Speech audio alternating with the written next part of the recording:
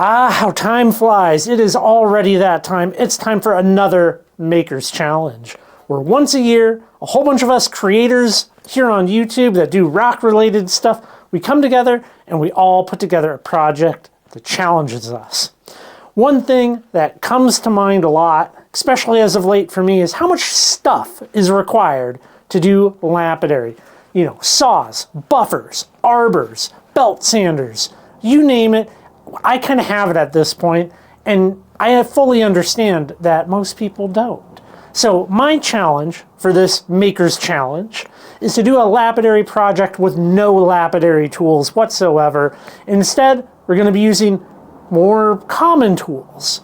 And well, we're going to start with the most common of tool, this thing right here. Back in the summer of 22, myself and Sarah, we went out to a location above Lake Wenatchee and we harvested some soapstone by hand with that saw, with a hand saw. That's what we cut it with. So I have a fair amount of soapstone that looks just like this, okay? This is what that looks like. And I've already kind of sawn it into blocks. We're gonna be making something kind of fun. Now, growing up, I had a yo-yo. Unfortunately, I can't make the exact yo-yo I had because, well, it looked like a cheeseburger, and it left a mark in my brain. But we are going to be doing just that. We're going to be making a yo-yo today out of soapstone using, well, common tools and no lapidary tools.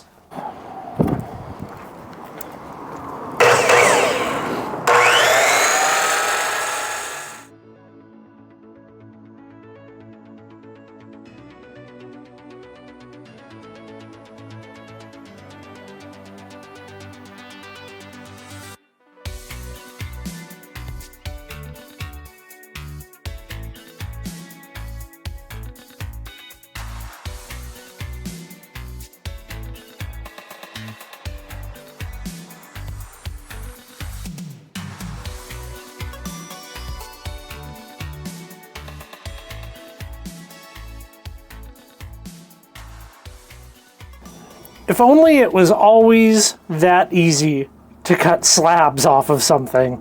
It sure is a lot nicer for it to take a matter of seconds than, you know, half hour to cut a slab. So, I should say that I've never done anything like this before. We have our two slabs that are approximately 15 millimeters thick, which that corresponds perfectly to my example yo-yo, this fireball yo-yo right here. We're almost perfectly the same height. Yeah, we're about perfectly the same height here. So my plan is, I made this template here, and I should also say I've never worked with the soapstone at all. I haven't done anything really with this material. This is my first real project, but that's about the shape that we need to cut out of that now. And being that this is pretty, well, I want to do as much work as possible outside, since you saw how much dust it can create. And then we'll do probably some of the shaping in here and drilling and all that good stuff. And hopefully, when we're all said and done, we'll have a pretty cool, well, caveman yo-yo.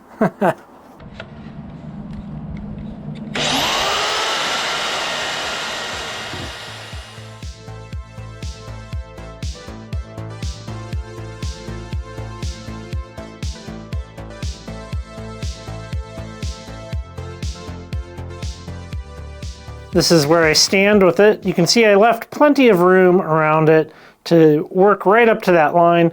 And the way I laid it out is I'm going to be taking the black line around the perimeter, and that should get these really, really round to each other, because that's kind of a key aspect of this. I feel like if these aren't perfect, as the yo-yo goes up and down, it's going to be all wibbly wobbly going up and down. So I want to make these really, really uniform. And that black dot right there in the center is going to be the hole that I'm going to drill all the way through for an axle. And I did do a test piece. So the axle I'm going to go with is this. I have a bunch of these. These are 304 stainless rods, and I think the contrast of the stainless will look really good. And I did drill a test hole in a little piece of scrap, and we fit on there just fine. And that'll look really good, I think. And you'll see the little nub sticking out just like that when it's all said and done, and it's all polished up and epoxy together and all that good stuff. So let's head over to the drill press. You could do this by hand, but it's impossible for you to align a drill and get a straight through hole. That's not going to happen using the drill press.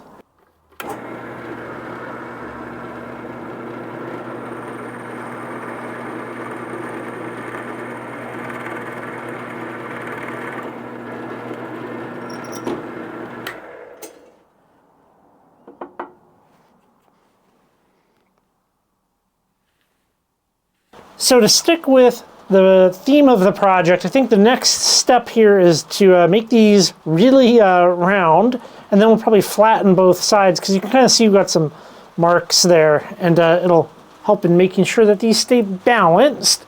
I'm also not going to be using any proper tools. We're going to be using a file, a couple of different files, a file card to keep the files clear. I got a little bucket of water here, and I think, yeah, just try to make these as round as possible. And I think a little bit of water will help in making sure it doesn't make a giant mess out here.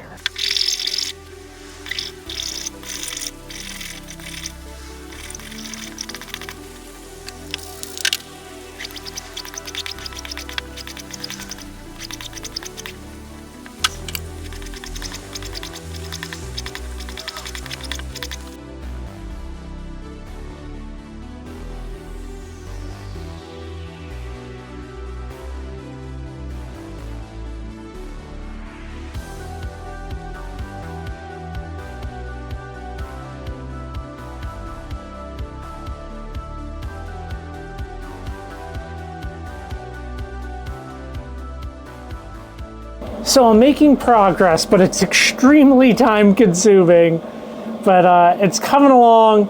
It's maintaining a perfect round shape here, and I'm checking it over and over again with a machinist's square to ensure I'm staying like round and square here. But yeah, it's certainly slow going, sanding by hand, kind of going back and forth between the file, 80 grit, 36 grit, and kind of bouncing back and forth to make some progress on it. I might have to come up with a different technique for doing this one by hand. Progress is not fast with this, but here's what I got going on here.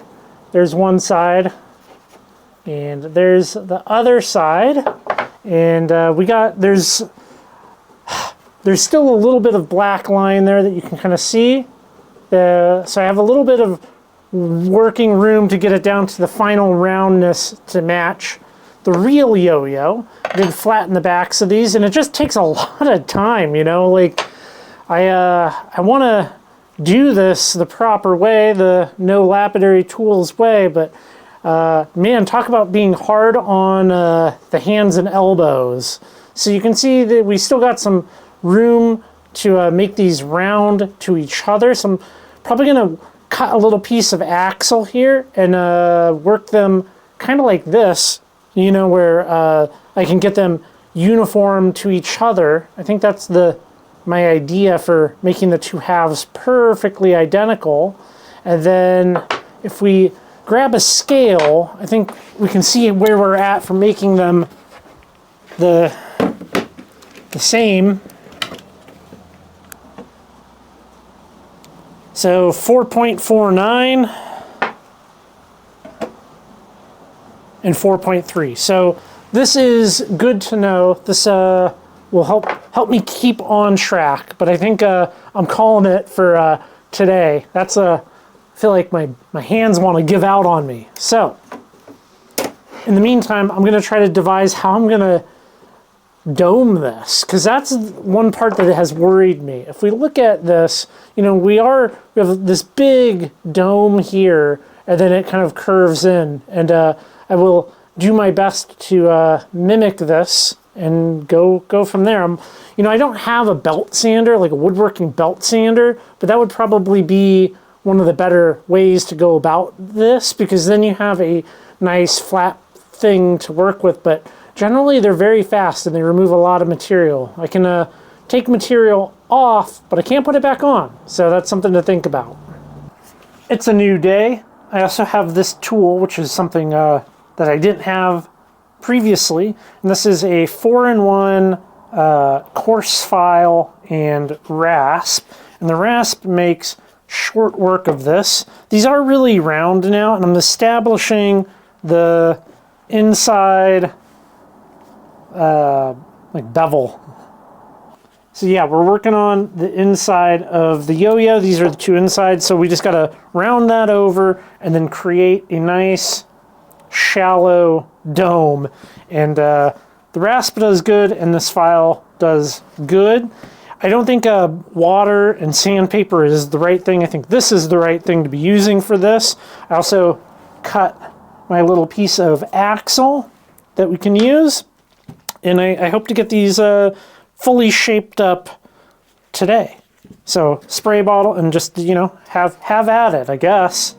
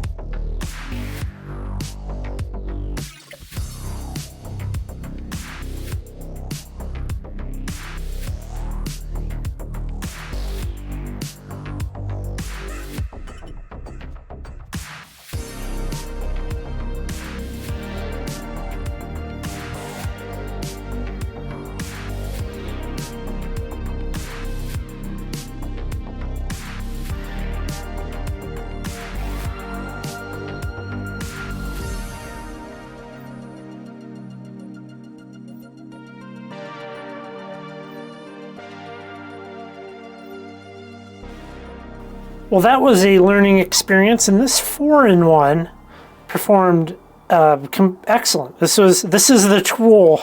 I did sand these real quick up to 220 to kind of get a little bit of like, I guess, smooth it out and kind of be able to check for any flaws or problems. And you can kind of see we're starting to look like a yo-yo.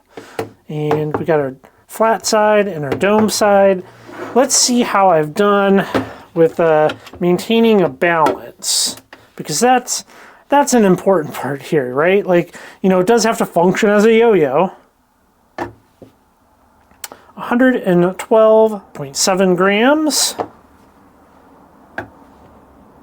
and 110 grams. So I think we are within the margin of error here, and hopefully it'll maintain a nice balance. I think I'm gonna call it for today, and we'll return and we will polish these and start our glue up. I think this is going to look beautiful. What do you think? You can see kind of I have a real mellow dome, same as the other yo-yo, versus the dead flat side there on top. I dig it. It is a new day. We're going to get these things all polished up today. Well, as polished as I think soapstone can get. Years ago, before being into doing rocks and lapidary, I made knives. I made fixed blade knives, and in the process, I got a lot of sandpaper. All right, so I have sandpaper that goes from 36 grit up to 2000 grit. I'm sure there's finer sheets of, you know, sandpaper that you can get nowadays, but back then 2000 was perfectly good enough for doing things like G10, micarta, polishing. So we're going to take this up to 2000 grit, and we will see how we can do. That is what 220 looks like. And similarly, we're just going to probably do 220. Oh, well, I already did 220. 400, 800, 1200, 2000, 4 grits, and we'll see what these guys look like.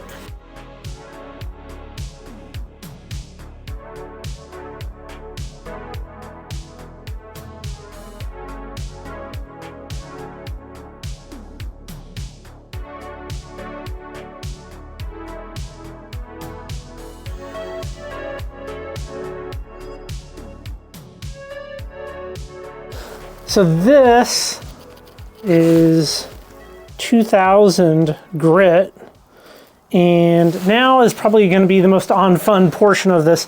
I don't want to finish these pieces of soapstone in the traditional way, which is basically oil. I'm going to simply use a blue shop towel, and I'm going to sit here and I'm just going to rub them for a very long time, and then we can start our assembly. And I want these to be just a natural stone. You know, it is a Mohs hardness of 1, which is really, really soft. So really soft things are very difficult to polish. All right.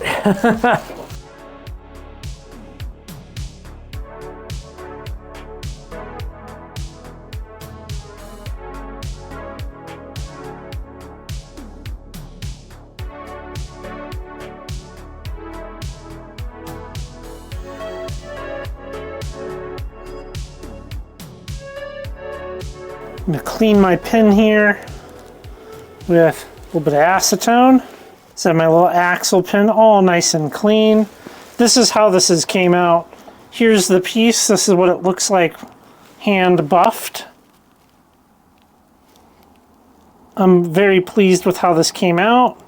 And once again, there's no oil on that whatsoever. That is just friction.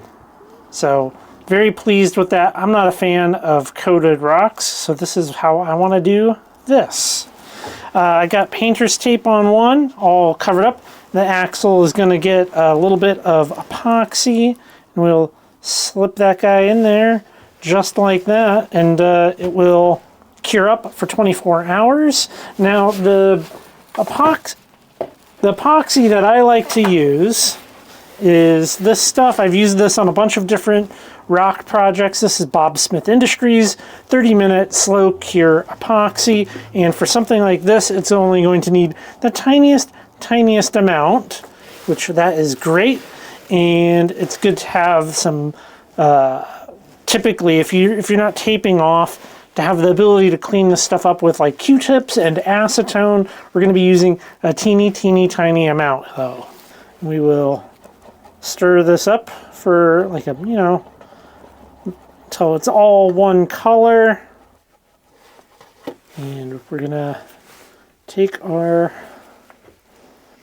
little end here. We don't want to overload it. We don't want to make a mess. So we just want a little bit on the end here and allow it to push in. You know, we don't need a ton. And we're not going to touch that for at least 30 minutes. We're going to bring it into the house overnight, let it fully cure, and we can come back out here and do the other side. Here we go. Fully glued up. Both sides are on here. I haven't tried it yet. Just put the string on. Quite happy with how this glue up worked out. Well, all that's really left to do is, well, I gotta try it, right? I am a little concerned about the strength of this official yo-yo string, being that this is many times heavier than, well, a regular yo-yo. So I'm gonna put down some blankets. We'll give it a shot. All right, here we go.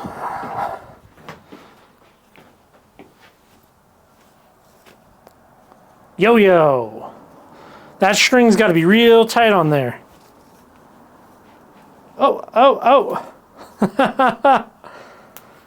Perhaps it's not the best yo-yo in the world, but it's my yo-yo.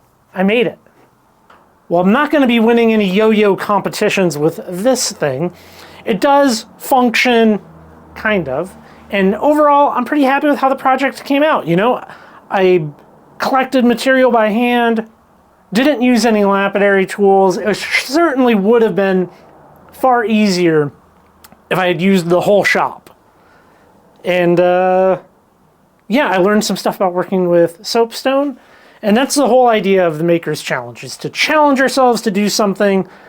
And I think I came out okay here. What do you think? Let me know down below. Go check out the other channels this week with their Makers projects. Thank you, Theo, for putting this together every year. I appreciate it. I'm sure a lot of other people do as well. Go check out the website, currently rockhounding.com, and I will catch you guys in the next video.